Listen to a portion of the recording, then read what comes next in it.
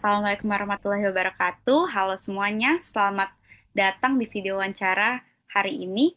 Kita akan membahas topik yang sangat penting dan relevan terkait strategi pemasaran berkelanjutan pada UMKM, khususnya pada perusahaan silo work yang bergerak di sektor furniture kayu. Bersama saya, Tasya Kusuma Kartika, sudah hadir hari ini narasumber kita, yaitu Kak Aldi, yang telah melakukan analisis mendalam terkait praktik sustainable marketing di Silo Work. Halo, bagaimana kabarnya Kak Aldi hari ini? Dan bisa nggak kita perkenalan dulu sebentar sebelum kita masuk ke wawancara kita? Halo Kak Tasya, kabarnya baik. Terima kasih juga udah ngundang saya buat proses wawancara. Oke, Kak Aldi bisa nggak sih ceritain dulu sebelumnya latar belakangnya deh terkait usaha Kak Aldi untuk saat ini? Oke, kalau latar belakangnya itu Silo Work itu Kak adalah usaha yang bergerak di industri manufaktur yang berskala rumahan di bidang furniture.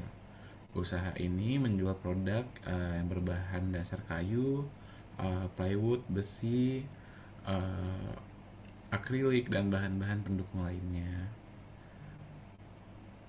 Terus Uh, juga mungkin pada kesempatan kali ini saya akan ngejelasin gimana eh, cara operasional mungkin atau misalnya pemasaran tentang usaha saya seperti itu Kak. kita bisa lanjut ya ke wawancara kita. Yang pertama, ini mengenai isu keberlanjutan. Isu keberlanjutan apa sih yang paling signifikan dihadapi Silo Work? Oh iya, sebelumnya aku boleh tahu nggak udah berapa lama Silo Work ini berdiri? Oke, kalau untuk berdiri itu kita itu di saya waktu didirikan dari tahun 2020 Kak. 2020 ah iya 2020 oh sorry 2021 awal. Nah, jadi kita udah ngejalanin lumayan lama. Mungkin kalau misalnya kenapa saya membuka perusahaan furniture karena menurut saya perusahaan apa furniture itu masih sangat bisa berkembang. Mungkin fokusnya di Lampung. Jadi dengan adanya apa ya dengan berkembang perusahaan ini juga eh, tentunya banyak permasalahan lingkungan yang tentunya akan dihadapi ke depannya seperti itu Kak. Ya, untuk uh, isu keberlanjutannya kira-kira apa nih yang saat ini sedang atau berkembanglah di Silo Work sendiri yang lagi Baik, dijalani? kalau untuk isu keberlanjutan itu pasti tentang limbah produksi Kak. Kalau misalnya limbah produksi sendiri itu sekitar 40% limbah itu berasal dari sisa-sisa bahan kayak kayu padat atau misalnya plywood.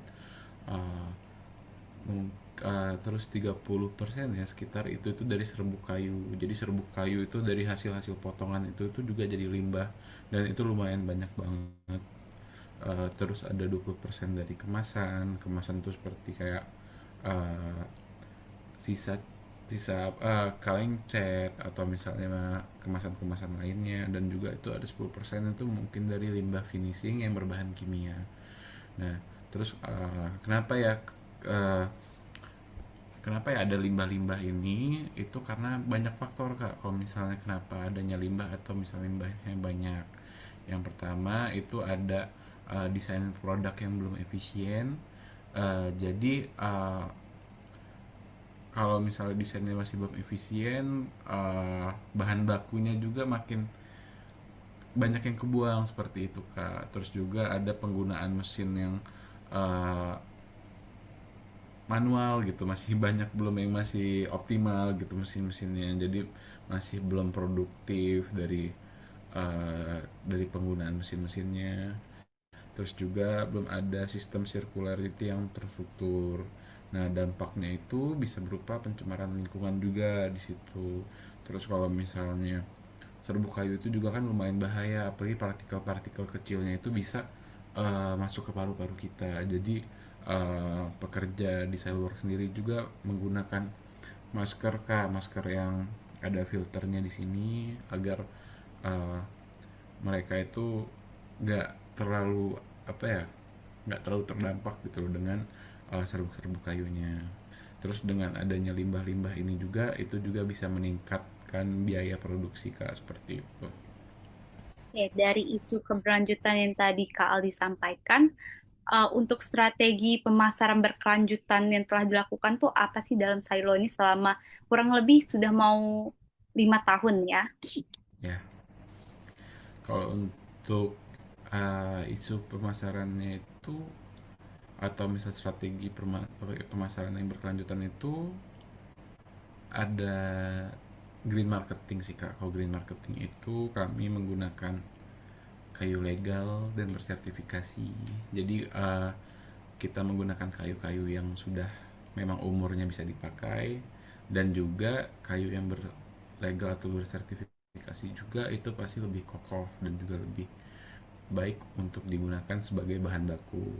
Terus juga kami mengurangi plastik kemasan yang biasanya pakai bubble wrap banyak-banyak gitu. Kami enggak, jadi kami lebih apa ya, meringankan dan juga merampingkan kemasan-kemasan juga, dan juga mempromosikan proses handmade yang lebih ramah lingkungan walaupun memang terkadang waktunya lebih lama. Terus kalau misal strateginya juga itu ada menciptakan nilai yang berkelanjutan sih kak. Karena kami itu mendesain produk-produk Silo ini agar tahan lama kak, jadi customer juga puas gitu dengan produk-produk yang kami berikan. Terus juga pemanfaatan limbah-limbah itu juga bisa kami gunakan. Jadi dengan adanya limbah itu kami bisa, kami memutar otak gitu dibanding dibuang dan jadikan sampah. Jadi kami menggunakan apa, jadi kami menggunakan limbah-limbah tersebut menjadi produk yang bernilai. Terus juga pastinya kalau misalnya di furniture itu ada potensi upcycling yang sangat besar, walaupun memang masih terstruktur dan masih harus dipikirkan lagi bagaimana caranya, seperti itu kak. Menarik banget nih pembahasan kita sekarang. Oh iya Kaldi, untuk silo sendiri ada nggak sih Kaldi benchmarknya gitu? Oke, kalau misalnya untuk benchmark itu kita tentunya ada sih kak. Eh, jadi kita tuh seneng gitu ngeliat, oh tuh, apa ya, pengerjaannya bagus gitu loh, rapi banget, produk-produknya juga bagus sekali. Ada di Wufuden kak. Jadi Wufuden itu sama, hampir sama ya, walaupun memang dia sudah berskala yang lebih besar. Jadi Wufuden itu bergerak di furniture juga. eh, itu mengingatkan dan sangat memotivasi Sailwork karena mereka itu menggunakan finishing water base juga, itu tentunya pasti lebih aman. Terus juga mempunyai produknya itu jelas sekali nih produknya, jadi mereka rata-rata menggunakan solid wood, dan juga mereka uh, mengklaim bahwa mereka itu menggunakan kayu-kayu memang yang legal gitu. Terus juga mereka juga ada menerapkan take back program dan juga repair service. Dan juga brandingnya sih kak, brandingnya bagus banget. Jadi branding tentang sustainability-nya juga dapat, dan juga mereka juga konsisten gitu kak di media sosial, seperti itu. Dari isu berkelanjutan, terus tadi ada strategi, uh, terus juga ada benchmark tadi. Dari ketiga itu uh, strategi apa sih yang direkomendasikan Silo World gitu, yang juga udah diimplementasikan selama ini gitu untuk agar lebih Baik, berkelanjutan dan kompetitif.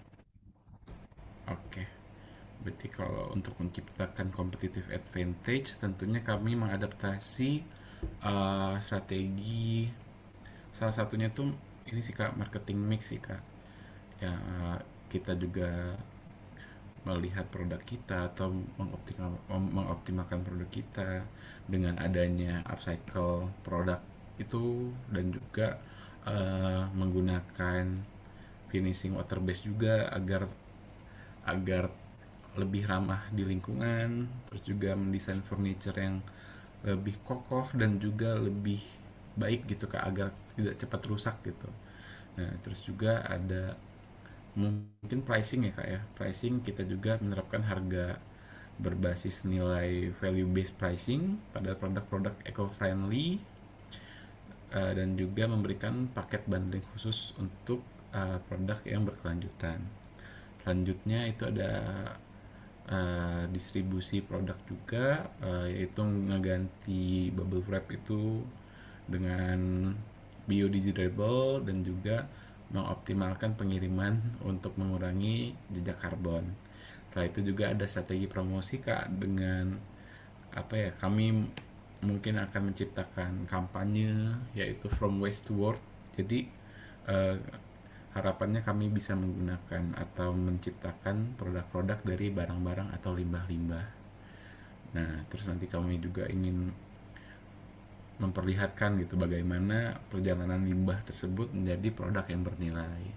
Terus kami juga ingin membuat konten atau edukasi yang berkelanjutan sehingga bisa melihat, membuka mata customer juga, atau bisa membuka mata masyarakat tentang bahaya limbah atau pentingnya keberlanjutan seperti itu. Kali sebagai penutup nih, ada nggak kesimpulan atau harapan untuk Silo ke depannya? Baik, kalau untuk harapannya ke depannya itu ya kami ingin bisa berguna untuk masyarakat kak. Jadi uh, dengan menggunakan bahan-bahan limbah tersebut atau misalnya limbah-limbah dari masyarakat, kami ingin uh, menciptakan produk yang bernilai, sehingga dengan produk-produk tersebut kami dapat membantu masyarakat juga dan mengedukasi masyarakat juga bagaimana penggunaan limbah tersebut menjadi produk-produk yang lebih baik dan bisa digunakan seperti itu. Harapannya kami seperti itu sih kak, kami bisa memperdayakan masyarakat juga dan juga bisa mengedukasi seperti itu kak. Ya, terima kasih banyak nih Kaldi untuk penjelasan, mungkin penjelasan singkat ya untuk masalah ini. Dan maaf banget mengganggu waktunya nih. Iya nggak apa-apa banget kak. Makasih juga untuk mengenai wawasan tentang sustainable marketing pada UMKM seperti Silo World. Menurutku sangat penting untuk mendorong industri yang lebih ramah lingkungan. Dan terima kasih juga untuk semua yang sudah menonton video ini, dan sampai jumpa di video selanjutnya.